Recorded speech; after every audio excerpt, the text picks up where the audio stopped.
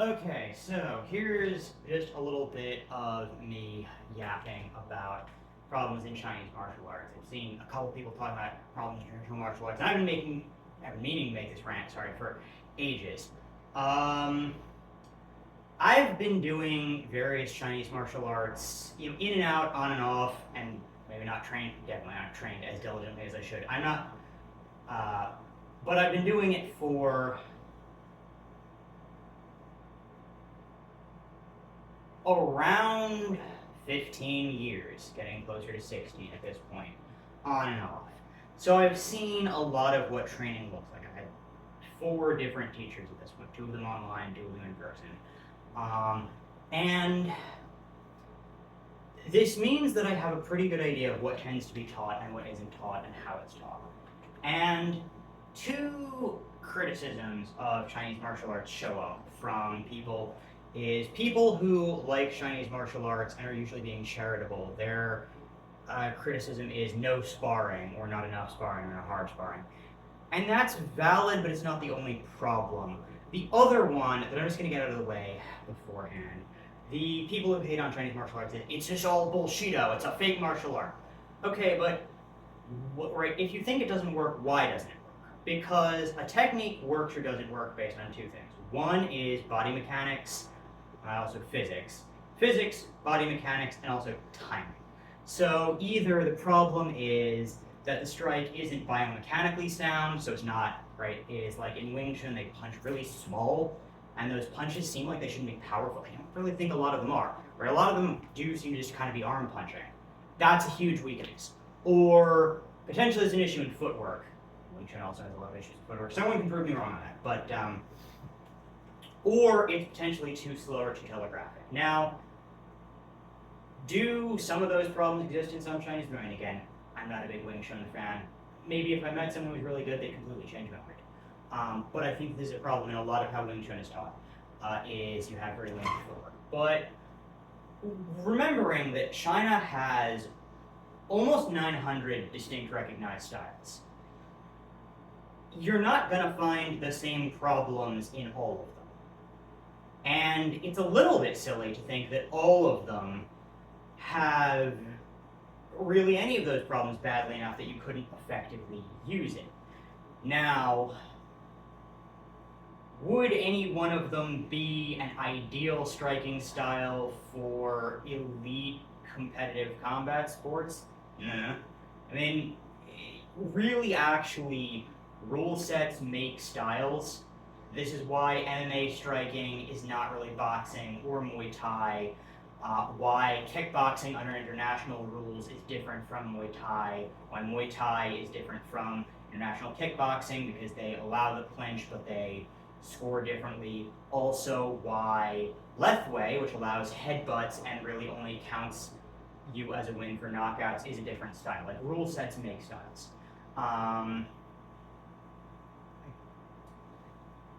Now, you might also ask, why would you train traditional Chinese martial arts and not something else? Well, a bunch of reasons. And there's a bunch of reasons why you might pick a style. Which is not, that's its own video. Again, also not the point.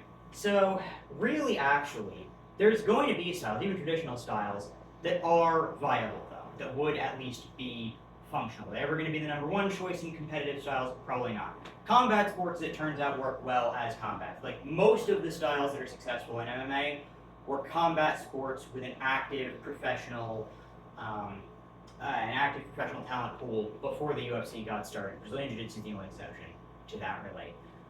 And even then, they were competing. And also, then, as the rules of MMA get written out more and more, it often does draw from existing sports anyway. And that affects it. But I'm not here to argue that, oh, well, it's just the rule set. The rule set means it's not optimal for that sport, but you should be able to pull it off. I mean, much the same way that karate was not designed for that rule set, but you do see people with karate backgrounds making it work. You don't really see a lot of taekwondo. It's not non-existent. You do see, right, Michel Pereira made elements of capoeira work for him. Capoeira works if you know boxing and grappling. It's fun to mix with those if you don't, it doesn't. But I'm here to talk about Chinese martial arts. So, problems that I've seen in Chinese martial arts. Lack of sparring is one of them, but there's a lot of stuff that leads up to sparring that is also lacking.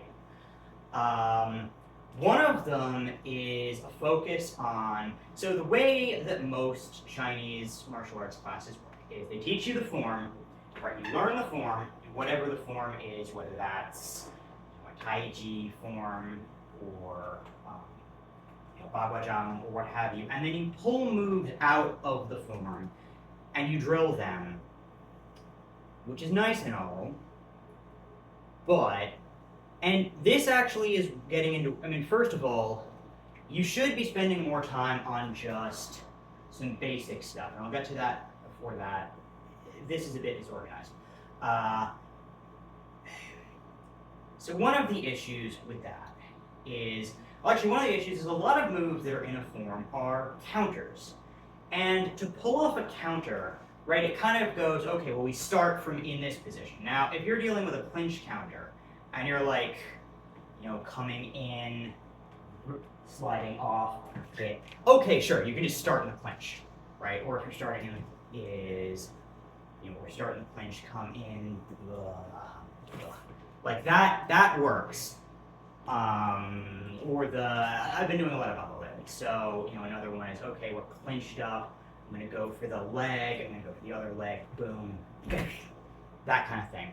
That's really more if he's is more in a shoving kind of range. But if we're in that range, that's fine to drill that way. But if we're talking about striking, right? If we're talking about, parrying and hitting type of things, that really counters need setups, because you need to not just be reacting when he does something, but oftentimes actually be able to get him to do it. And setup is criminally under-discussed in Chinese martial arts. And there are setups too. Not really feinting the way you see in boxing, which, you have like Tan, where you kind of put a little bit of a contact. You kind of function as that, but it's really more about baiting and forcing. What does that mean? So, forcing is baiting and forcing. Now, this is dealt with particularly in Baji, in the Yudakai, the 6 big openings, because you have the key and the goal. So, for example, and sometimes also the way you actually set this up is, again, as I was talking about in my other video, just freaking go. Right? Or just go. Is just parry the hands and just go. That can be your setup, but your setup might also, for example, be, okay, right, is doing something where I don't care about this thing, it's not my goal. So like, bang, bang, right, this is one iteration of Meng Hu Ying Pai Shan. I do that kind of crappily. In reality, you actually probably wouldn't even do it like that. You'd probably go boom, boom, bang, bang, in. Now, of course, what's the set, right? I'm starting with the 1-2 punch, and I love it if those land, but if they don't, in with that. And then I'm now in this range, and you're thinking about this. Now I'm coming from this outside angle, right? I'm opening and I'm coming from that outside angle. And if that doesn't work, I can always continue with that, or I can also just boom, boom, or bang, and then again, elbow, and keep going. That's, right, I have a bunch of punches, and that's forcing. That's, this punch is real. This punch is real. You have to react to those. By reacting to that, you potentially open up something else. Right, if you're super focused on my center line attacks, now you're not looking here, right? I forced you to counter that. Or just a really basic one, the fire and water principle. This was actually taught by my last teacher, it works. So let's say I boom, bang, right? I hit high, I go for a high strike, and then, or maybe I come with this, right, with that uppercut. I'm hitting up, and then I'm coming from a different angle. This is a real shot. This isn't a fake. I'm really hitting here. you have to respond to that. Now, if you're looking there, you're not looking here, right? Or you're not looking for this. That's forcing. As I'm doing something real, you have to respond to. The other one is baiting, which is like I'm leaving an opening, right? I'm very open to the outside. I want you to hit at my outside because then I can come with this, right? Get elbowed, idiot. Type of thing. That's baiting. But again, this isn't talked about that much. A lot of teachers just don't talk about this. You just learn the form and then you learn these counter applications. And before you even really get to the form, honestly, forms, depending on what style you're in, baji forms actually do all have a logic to them. So like shao baji, where you're boom, right, 1, 2, and then you hold these low stances. That's for building structure. And then in shao baji, right, you're training fluidity and flexibility, and then liu da kai, you're training timing, and you actually start to get to, again, liu da kai has right, this collapse, come out type of action, make myself smaller, get you to overextend. I want you to extend in to me, then I can come in type of action. That is where that starts to show up. But a lot of the forms, so for example, yes, they build fluidity and movement, and some of them in Bagua, Bagua 64 poems really is a bunch of combos that can flow together and you can start to flow between them. There's a lot of utility in that. But a lot of the time, a lot of these movements, really you should, also just not enough time is spent on drilling, practicing any of them in most classes. Now, of course, I'm in an online class because I don't live especially near an actual teacher of the style that I want to do.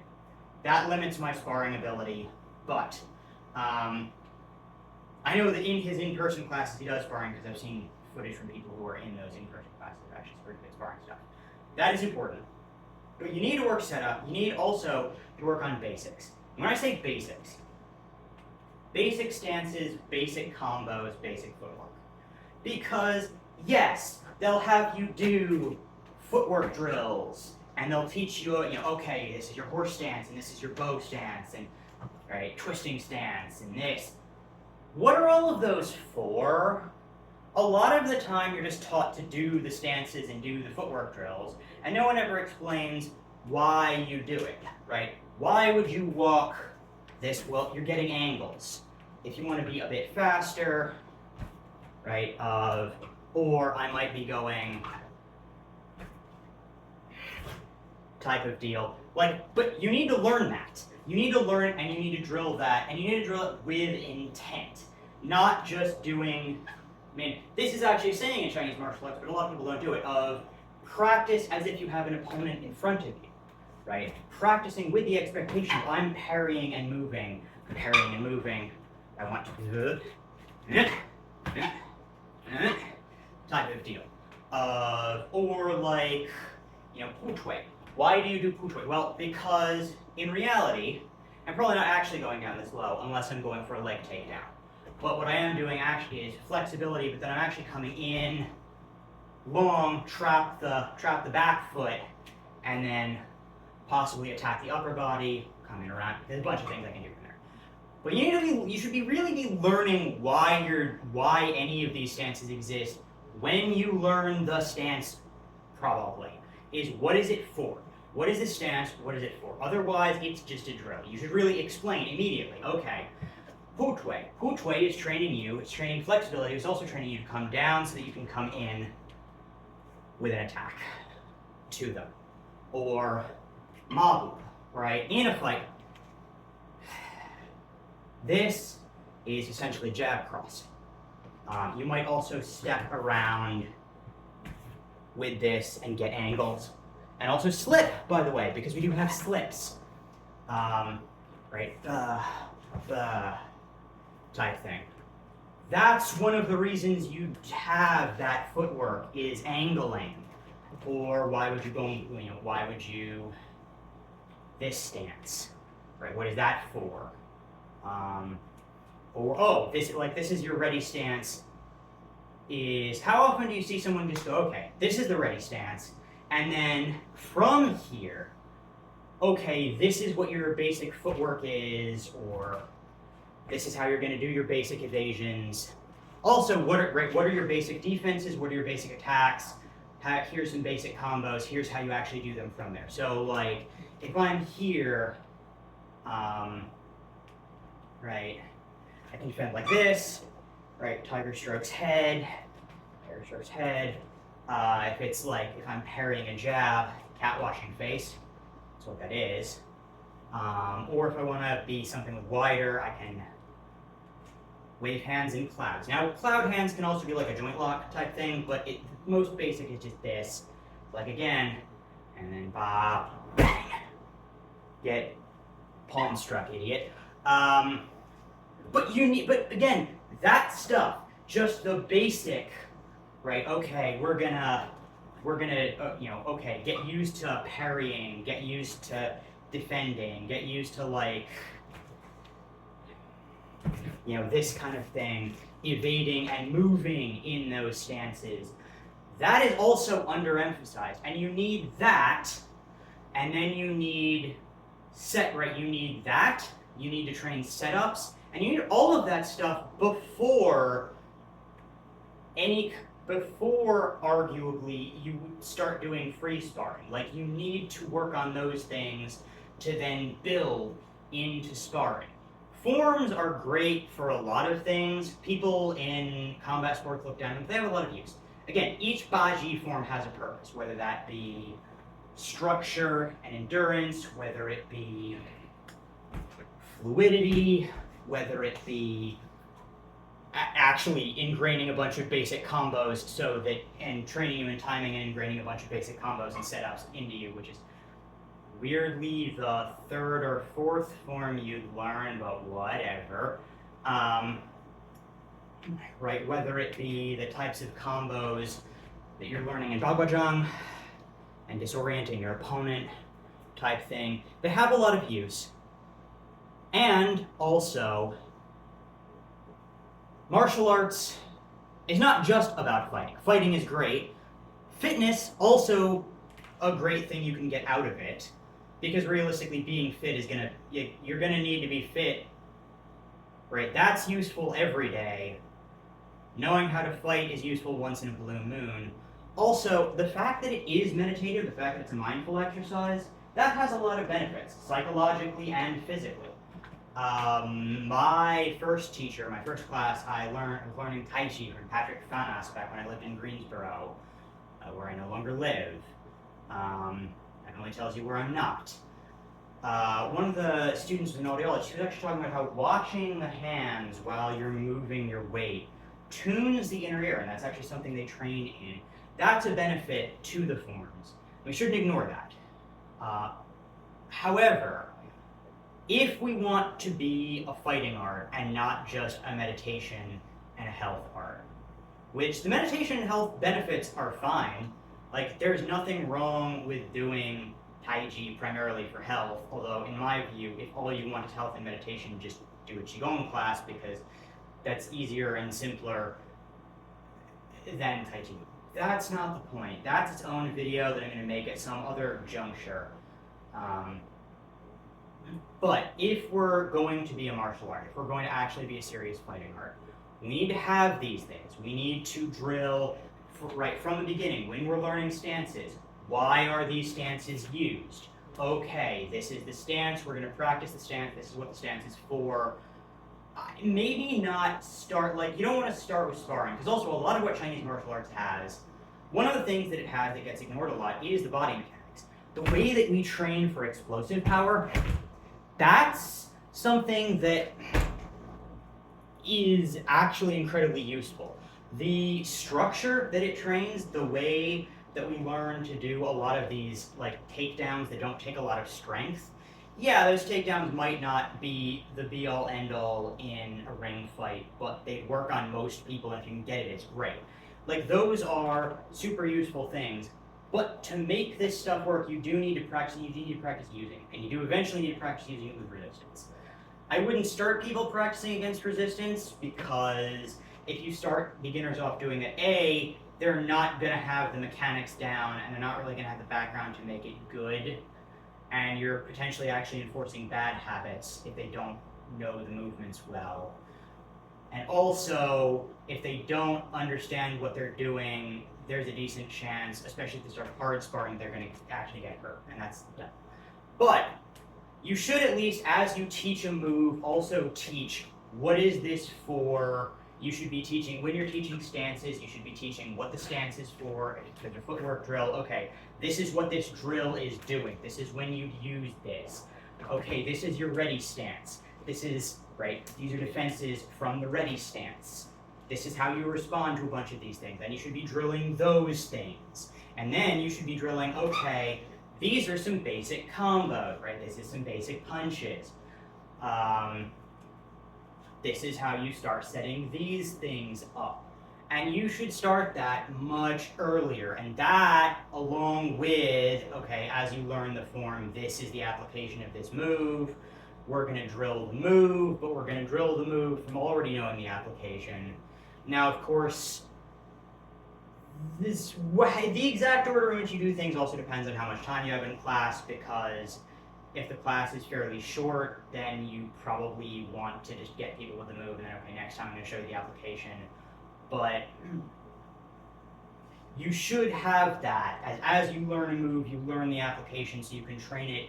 Even when you're doing it unarmed, you have that in mind. You also do, and my teacher mentioned very recently, I think, shadow boxing, like free shadow boxing type stuff, where I'm just messing around with different applications as it comes to my head, which I do for fun. And everyone should just, anyone who does any martial arts is, if you have some free time, maybe do some shadow, and you don't have anything else to do, maybe do some shadow boxing. And it's fun too, like it's really fun. But also, right, is then shadow boxing and sparring. And if we did that, we could actually be pretty darn effective. Now, probably not going to break out as the new it thing in combat sports, because A, the rules already come from other styles that benefits them.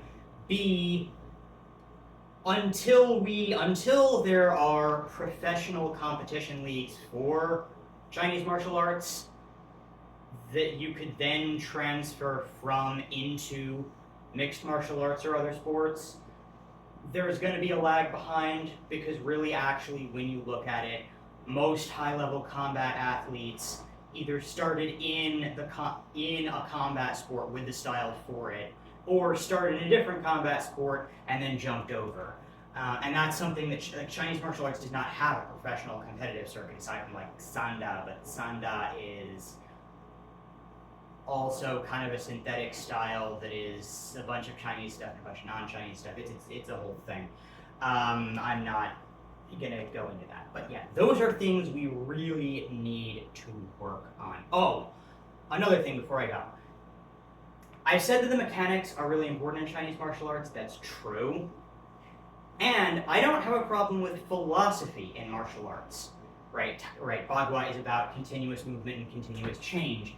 Taiji is about, right, if someone pushes, I don't meet force with force. I keep my body, right, right, any internal art is about keeping, as my knees move, my elbows move, as my feet move, my hands move, that type of thing. That's great for generating power. That is incredibly useful. But in an actual fight, there will be times where you can't get a perfect technique, but you need to do something, right? Where someone's pushing on you and you maybe need to resist them with a little bit of muscle, or the perfect takedown just isn't quite there and you have to muscle it in a little bit, you can't quite off balance them.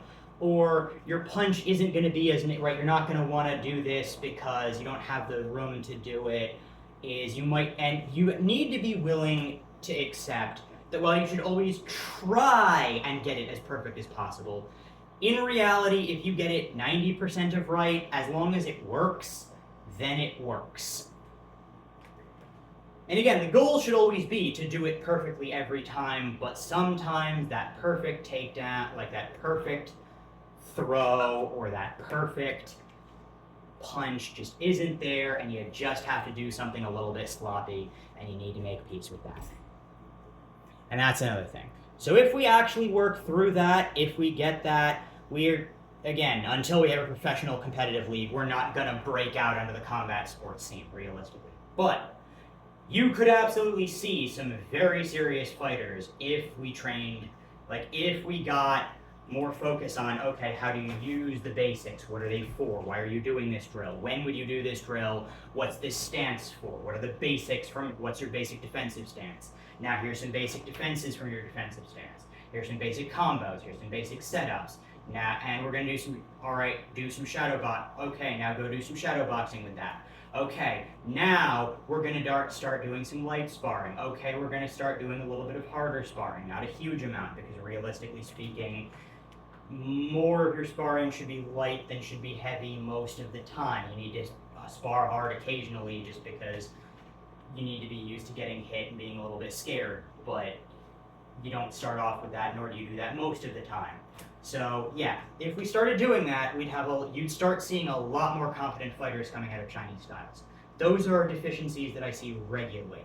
Not every teacher has all of those or even any of those, but more of them have at least some of them than if not actually all of them, than they should. That is what I have seen over my many years. That is my advice for the Chinese martial arts community.